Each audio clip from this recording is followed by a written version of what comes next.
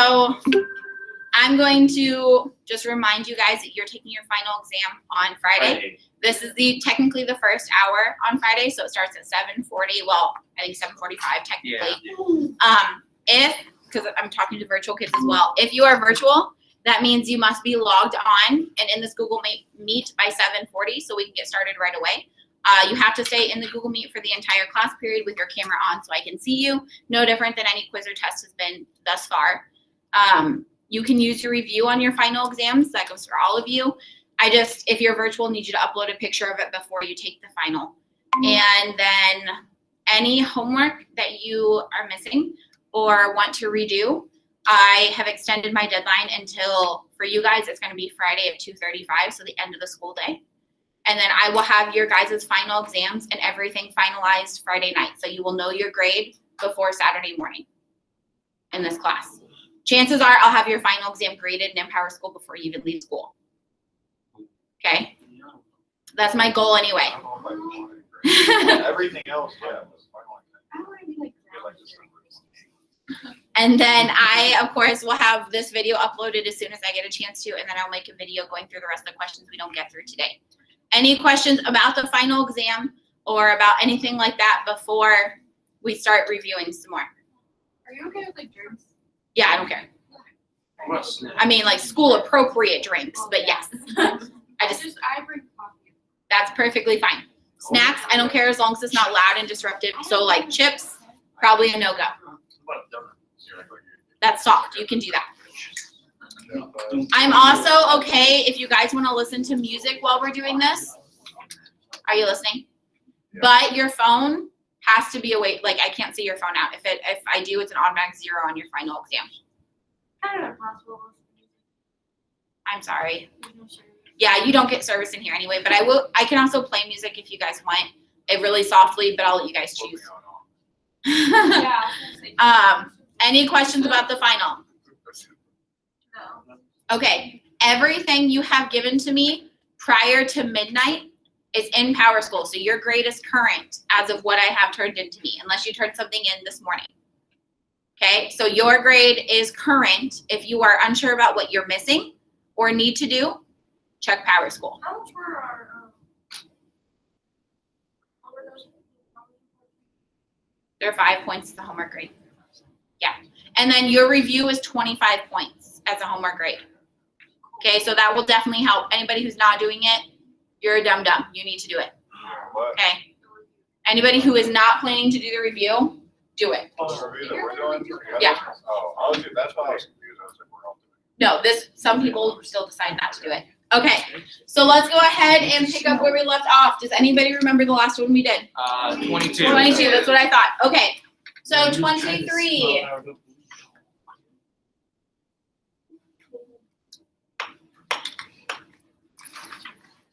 So it gives me 2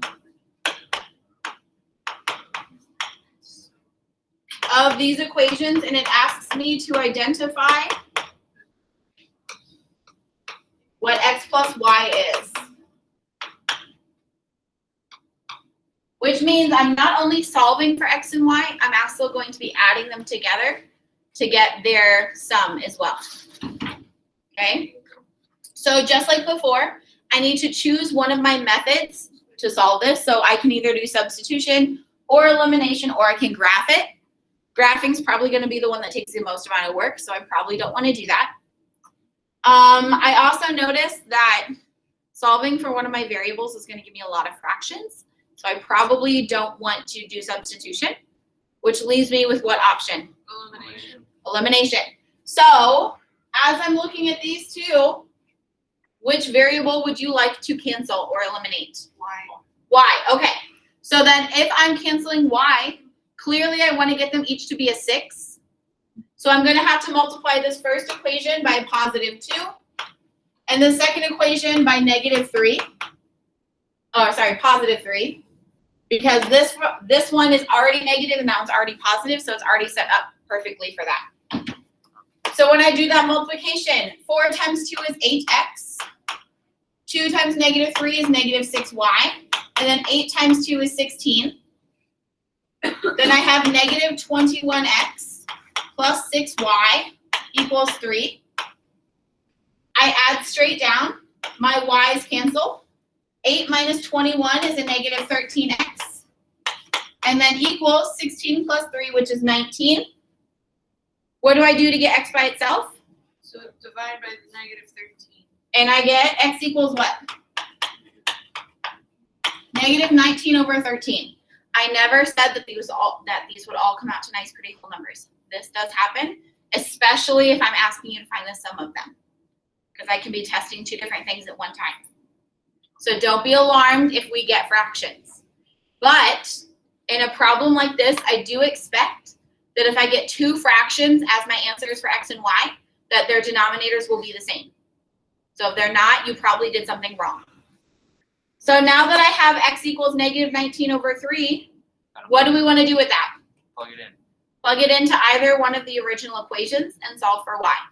So which one would you like to plug it into, the first one or the second one? First one, okay. So when I plug it into that first one, I'm going to have 4 times negative 19 over 13 minus 3y equals 8. When I'm multiplying a whole number by a fraction, that's the same as taking that whole number and putting it over 1.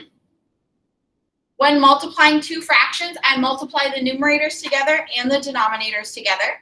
So I get 4 times the negative 19 is what? Negative 76. Over 13, because 1 times 13 is 13, minus 3y equals 8. As I'm looking at this problem, what do I most definitely not like? the negative 76 over 13. The over 13 part, right? I don't like working with fractions. It's really hard for me to add whole numbers and fractions together. So how do I temporarily get rid of that fraction? Multiply everything by that denominator. So I'm going to multiply everything by 13. When I do, this 13 and that 13 will cancel out, leaving you just with a negative 76. 13 and negative 3 is negative 39y. And then 13 and 8 is 104.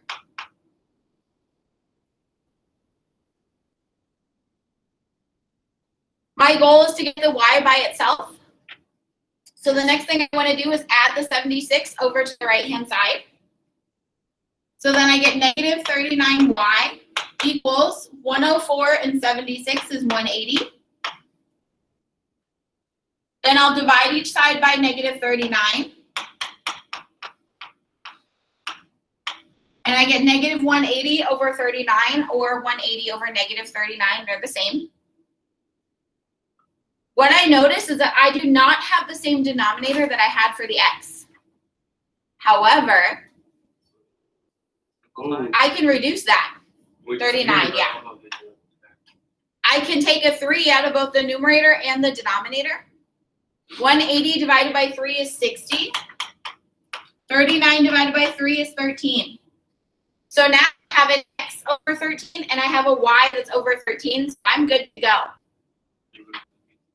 When you plug in the x and the y at the one, like what's the value? Okay. I was not asking to find the answers for x and y. I was asking to find the sum of x and y.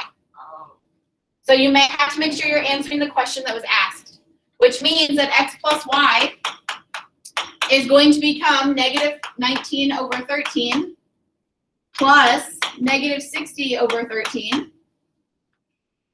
My denominators are the same, which means I can just put my numerators together. Negative 19 and negative 60 is negative 79 over 13. And that's my final answer.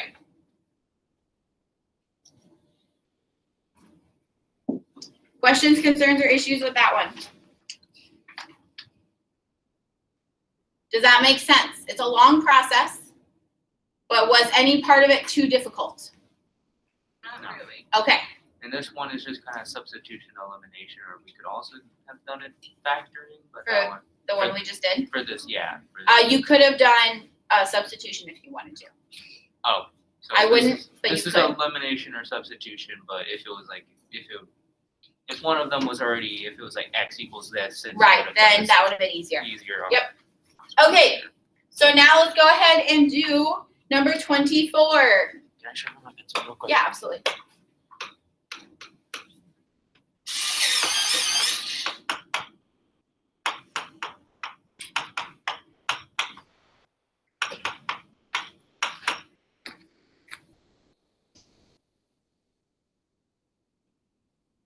So on 24, I have 2 times the sum of 1 over 3 minus x equals 2 over 5 plus 8x. When I say solve, clearly I'm looking to isolate the x and get an answer for it. As I'm looking at this, what is the first thing you guys think we need to do? Times the 2 by the 1 over. Distribute the 2 into that parentheses, yes. 2 times 1/3 is the same as 2 over 1 times 1/3. 2 times 1 becomes 2. 1 times 3 becomes 3. Then minus 2 times x is 2x. And then equals all of that over there on the right.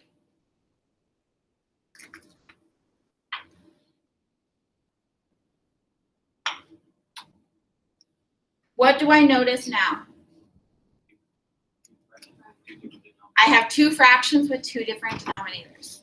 So what I need to do is I need to multiply each of these by the least common multiple of 3 and 5. So the smallest number that both 3 and 5 go into.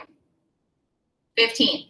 If you can't remember that, you can multiply 3 into all of them and then multiply 5 into all of them and reduce, and it's going to work the same way. Okay, so you don't have to remember the least common multiple part. It just helps to maybe make it a little bit easier. So I recognize that both 3 and 5 go into 15. So I'm going to multiply each of these terms by 15 and then reduce my fractions. When I multiply by 15, that goes just into the numerators and the whole numbers. Okay, it never goes into my denominator. So 15 times 2 is 30, and that stays over 3, minus 15 times negative 2 is a negative 30x. 15 times 2 is 30, and then over 5. 15 times 8 is what, 120? Okay, x. Then I want to reduce each of my fractions, and I can use my calculator for this because I'm guaranteed that they're going to come out to whole numbers. So what's 30 divided by 3?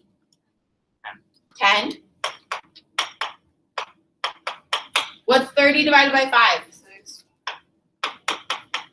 And now it's just like any other equation where I get my x's together, everything else on the other side, and then get the x by itself.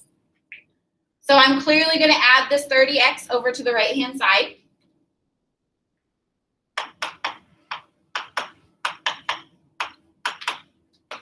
Then I'm going to subtract this 6 over to the left-hand side. When I do, I get 10 minus 6 is 4 equals 120 plus 30 is 150. And then what am I going to do? Divide by 150.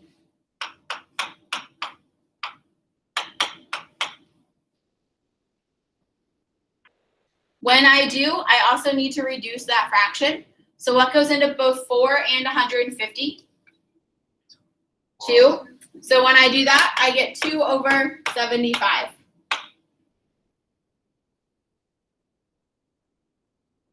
If you're looking at my key right now, I did the opposite on accident, so I will fix that. Questions, concerns, or issues with that one? Does that kind of make sense? Yes. Okay. The next one up is 25.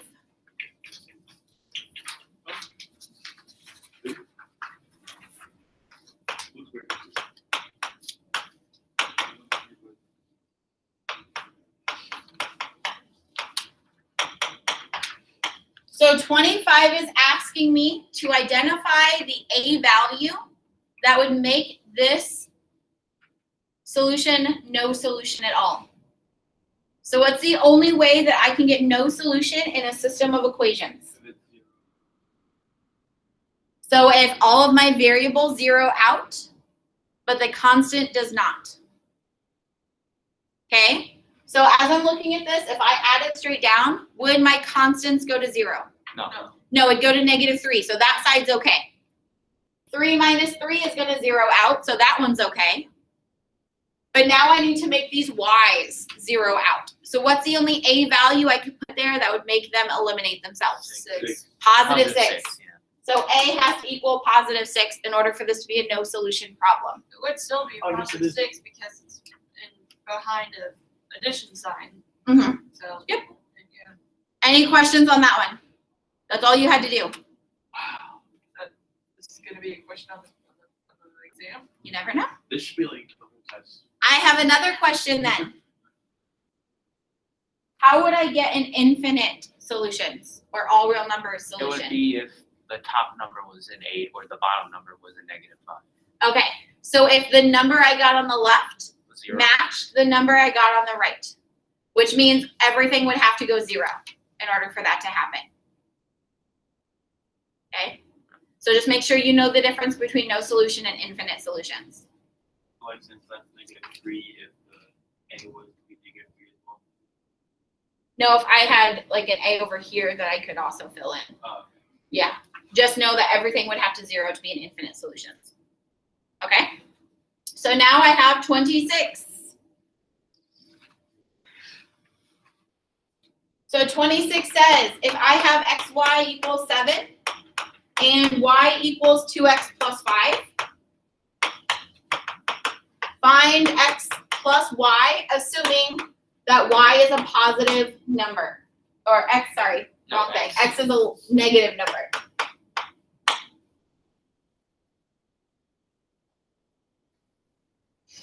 You put the y in the y value of xy equals 7. Yeah, give me a second. I'm gonna let everyone write this first.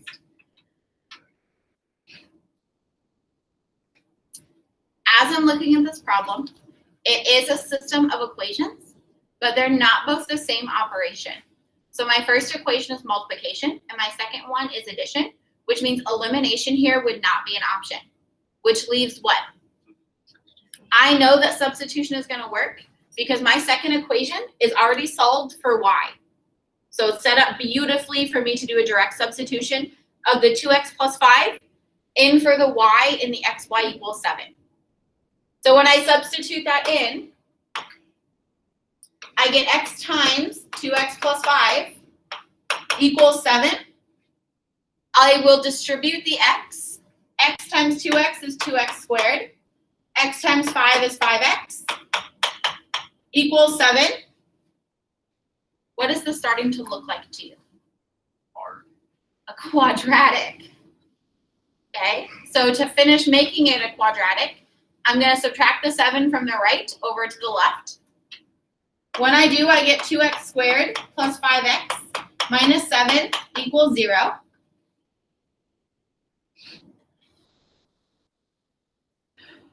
And now I need to solve this.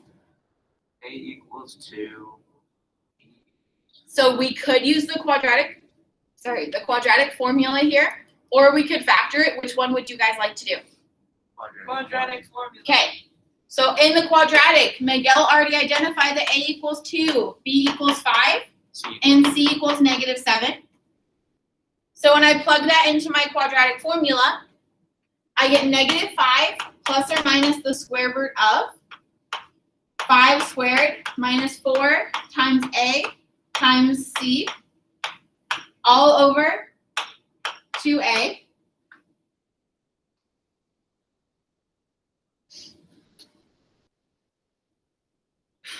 I go ahead and I simplify out what's underneath that radical. So when I do, I get -5 plus or minus the square root of 25 minus 4 times 2 is 8 times a -7 is a -56. Double negative becomes positive. So I have 25 plus 56 all over 2 times 2, which is 4. I get -5 plus or minus the square root of 25 plus 56 gives me 81. And then over 4. Can I do anything else to simplify this problem? What can I do? Say that again. Right. I square root the 81. Why do I know I can square root the 81 and not do a factor tree? Because it's a perfect square. I already know that. If not, you could just plug it into your calculator. If it comes out a whole number, we don't need to factor tree it. If it doesn't, then we do need to.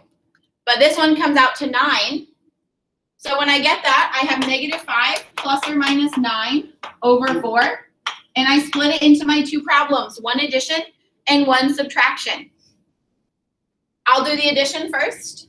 So when I do, I get -5 plus 9 over 4. -5 and 9 is 4. And 4 over 4 is 1.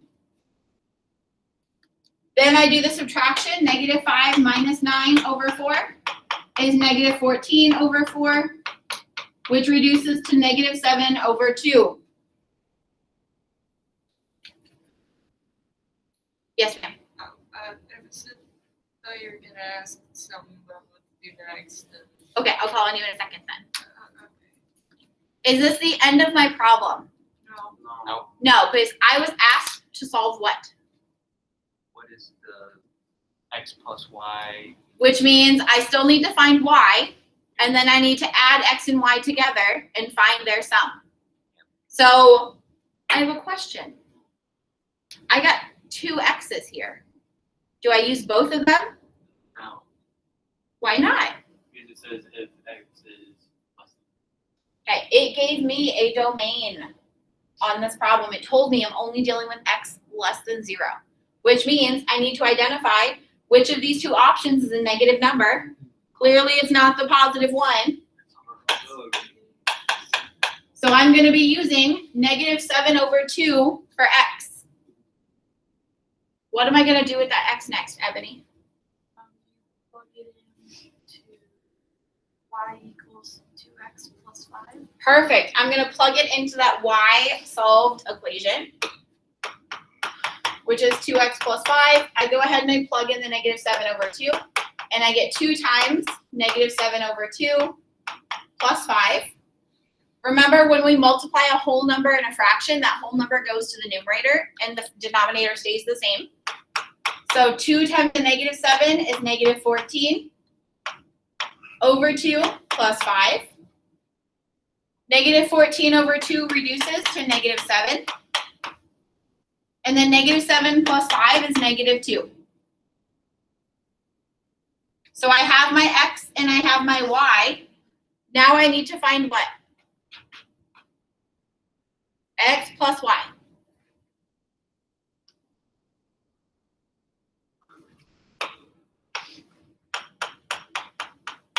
My x value was -7 over 2. My y value was -2.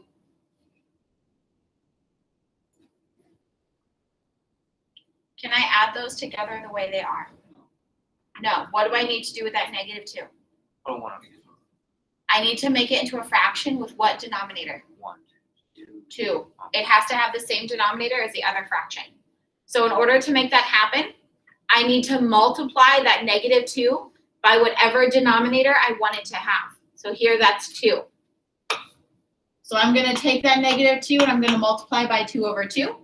When I do, I get -7 over 2 plus -4 over 2. Since they both have the same denominator now, I can go ahead and add their numerators together, and when I do, I get what? 11. So I get -11 over 2 as my answer. Yay. Okay. And if it was like so if the inequality sign was flipped, then it would have to be the other answer, The one, right? yeah. Yep. Okay. Okay, any questions, concerns, or issues with that problem? No, we're good? Okay, so and then we have 27. I'm gonna go ahead and read it and then we will solve the problem, okay? So it says, while playing basketball this weekend, Frank shoots an air ball. The height h in feet of the ball is given by the equation -16t squared plus 32t plus 8, where t is the time in seconds. How long will it take the ball to strike the ground? And then round our answer to the nearest whole number. So I have an equation, and I know I'm solving for t, which means I need to set this equation equal to something. In this specific problem, I'm setting it equal to a height of when that ball is on the ground. So if something's on the ground, what's its height? 0. 0. So I'm going to put a 0 where that h is. And I'm going to have 0 equals negative 16t squared plus 32t plus 8. And I'm going to solve for t. What do you think the easiest way is going to be to do this? Use the quadratic formula. So in the quadratic formula, I identify my a, b, and c terms. And I plug them into my equation.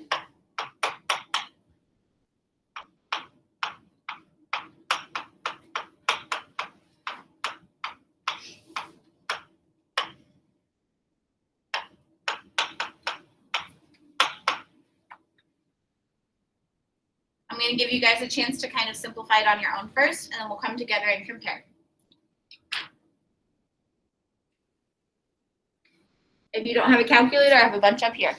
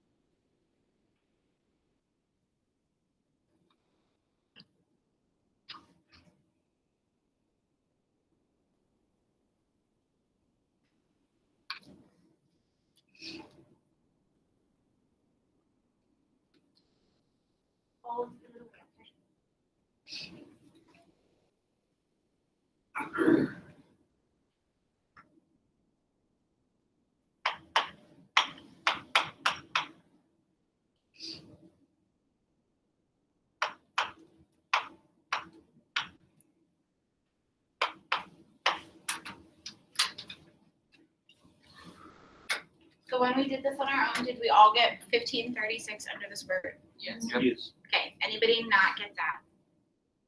Anybody have any issues with getting that number? Okay, so then from here, what would I do next? Square root the 1536 and see if it comes out to a whole number or not. Does it?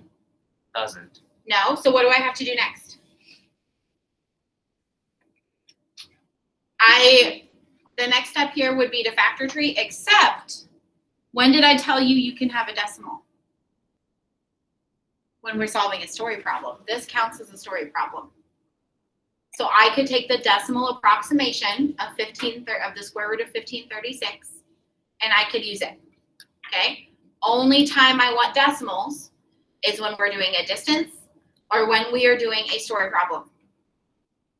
Okay, make sure you are aware of when it's acceptable and when it's not. So then let's go ahead and take the decimal of the square root of 1536, and what I do, I should get two answers. The first one Oh gosh, what is the decimal of, or what's the square root of 1536? It's 39.19. Rounded, it's 39.19 or 39.1. Okay, so we'll do Point like 39.19.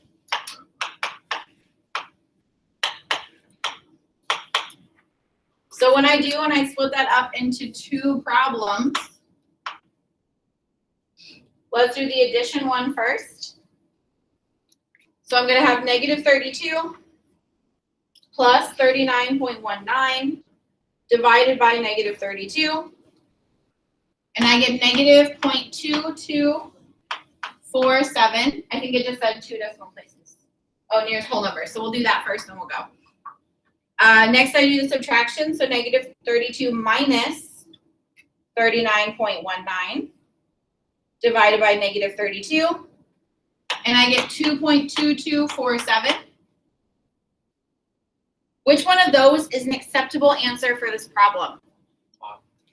Why just the bottom one, Heath? Because it's talking about the time it took. Can I have a negative amount of time? No. So I cannot use this one.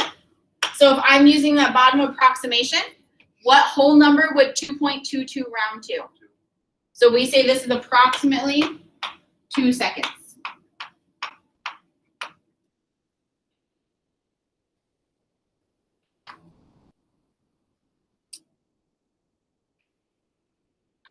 Any questions on that one?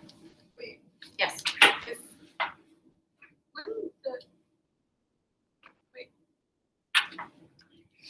Oh, I see where I went wrong. Okay. I forgot to put in the negative. 47. Yep, that would do it. Okay, any questions on that one before we move on to 28? No? Okay. It's 12, we can get a couple more done. So 28 wants us to factor 25r squared minus 4.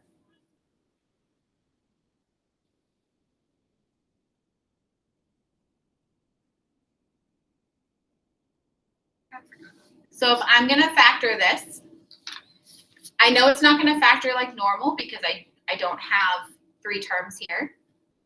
So my 2-term special cases are difference of squares, difference of cubes, or sum of cubes. Which one of these is this problem?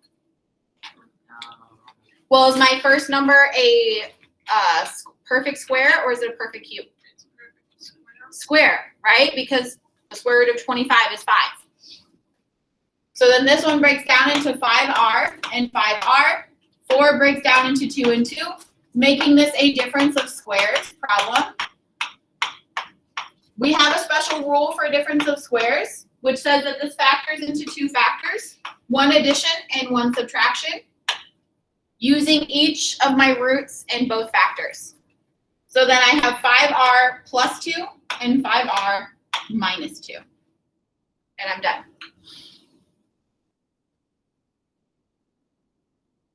Questions, concerns, or issues with that one? So we identified what it looked like. We we took its roots, and then we built our factors using those roots. Number 29 is also going to be a special case. So for 29, I have 16x squared plus 40x plus 25. I could factor this one like normal using rainbow and everything like that. Or I could recognize that this is a perfect square trinomial because my first term is a perfect square. It's 4x times 4x. My third term is a perfect square. And then my middle term is 2 times the product of these roots. So 4x times 5 is 20x, times 2 is 40x. So a perfect square trinomial factors into the same thing twice, identical factors. So those factors, just like on the previous problem, are built using the roots of my first and third term, and they're both going to be the sign of the middle term. So 4x plus 5 and 4x plus 5, which I can rewrite as 4x plus 5 squared.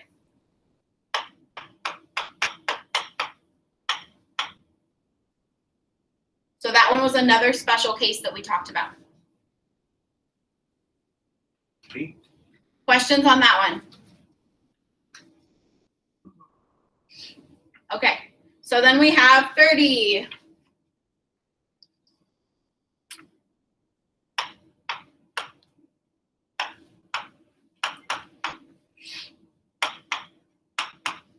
So on 30, I have 25x squared minus 9y squared. We're going to assume this is a special case. Which one would it be?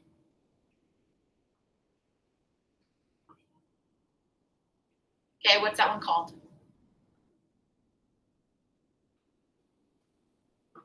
Nope. Difference of squares. Difference of squares. My first term is a perfect square because 25 is a perfect square. My second term is a perfect square because 9 is a perfect square. And there are only two terms with subtraction in the middle, which makes it a difference of squares. Which means I just need to find the root of my first term and my second term. And then I will build two factors using those roots, but with the opposite sign in the middle. So I have 5x plus 3y and 5x minus 3y.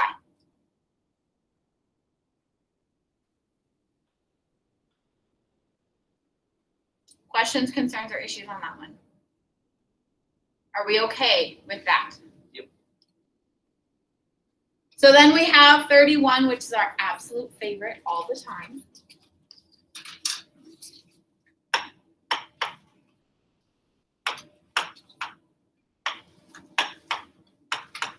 On this problem, I have 27m cubed minus 64.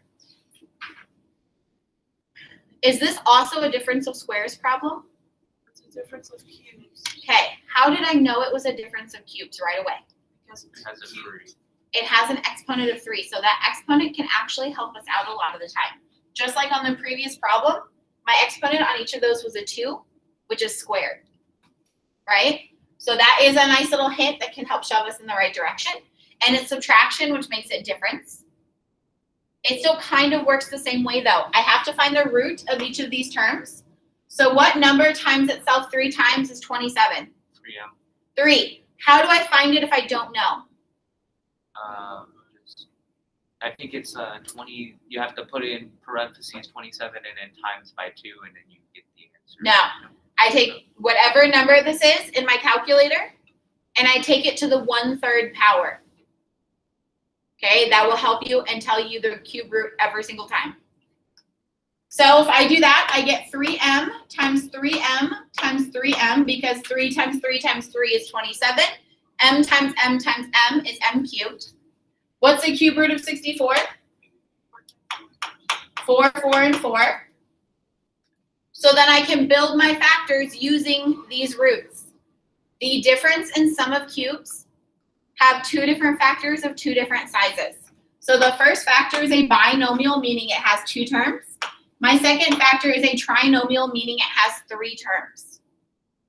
So the way I build this is I take one of each of my roots and I put it in the first factor using the sign from the problem. So this one was a minus, which means my first factor is going to be a minus. Once I've used my root, I cancel it out, meaning I cannot use it again. Everyone okay with that first factor? So then to build my second factor, I take the roots I had left from the first term, I multiply them together, and they become the first term in my second factor. Then I take the roots I had left from my second term, I multiply them together, and they become the third term in my second factor. And then I have to find that middle term. The way I do that is I multiply my 2 roots in the first factor together and take the opposite sign. So 3m times a negative 4 is negative 12m. Opposite sign makes it positive 12m. And then I'm done.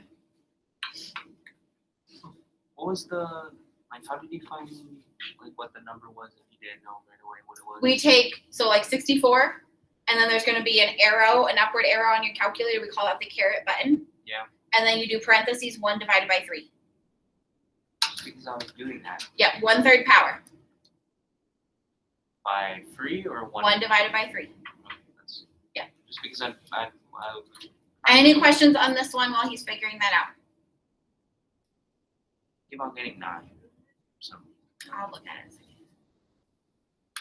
Okay, next one we're gonna do is 32. And this is a wonderful simplifying the radical problem. So on this one, I had the square root of 128. And I would like to write this in simplified radical form, which means you're gonna factor tree. Go ahead and work on it on your own and we'll come back together. I don't know why Okay. I'm not doing that. I told you you have to put it in parentheses. Oh, that. So yeah, the 1/3 has to go in parentheses. Otherwise, you're taking it to the first power and then multiplying the answer by 3. Let's see. Carrot. 1 by 3. Yep. Okay. I have to make sure to draw the parentheses. Calculators are smart, but they're also stupid. So parentheses really help them out. Who would I like to call on for this one? Ariana, how do I start this? Well, I know you divided by 2, but I don't know that. How do you know I divided by 2? Because it's even. Perfect. If you don't know where to start, perfect place to start. So I divide by 2 and I get 64 as my other term. Is 2 a prime number? Yes, 2 is prime. So that one stays, I can't break it down anymore. What about 64? Is that one prime? Okay, at this point, we could recognize that 64 is a perfect square and we could stop here. If we don't recognize that, however, we can continue to break it down. So let's assume that I didn't recognize that that worked, okay? I'm looking to break this down into either perfect squares or prime numbers. So then 2 is prime, so it's good to go. We'll break 64 down into 2 and 32. 2 is prime, can't do anything else with it. 32 I can break down into what? 2 and 16. 2 again is prime. 16 is not. What can it break down into? 4 and 4. 4 and 4. Neither of which are prime, so they need to break down farther. Once I have it completely broken down, yes, hon. Can we just do 8? Or 64. yeah, but you'd still have to break them down. Yeah. Yeah, it'll come out the same way. Once I have it completely broken down, or I have it broken down into primes and perfect squares, I just rewrite everything to the right of my square root of 128. So when I do, I notice I have 1, 2, 3, 4, 5, 6, 7 2s.